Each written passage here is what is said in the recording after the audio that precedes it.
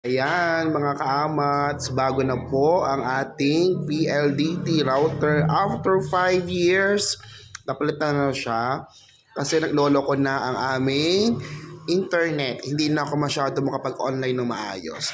So makita nyo, ayos naman, naglilig siya, may internet, ayan.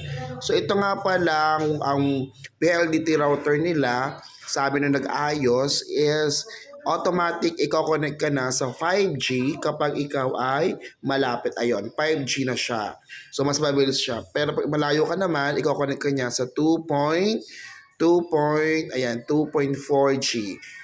So, saan na lang mag-work na ito sa taas kasi medyo mga bagal na ang internet doon. So, kung hindi, makakabili tayo ng PLDT repeater. So, yun lang po. Ang bilis na mag-response. Kahapon lang ako nag-request ng ticket at ngayon nandito na sila. 1 hour nga pala ako naghintay para magkaroon ng ticket for the restoration ng aking PLDT connection. So, shout out po. Kahit napakatagal ay at least after 3 months of requesting ay nagkaroon na sila ng face-to-face visit. Kasi noong January 16 or 19 yata, yun request ako.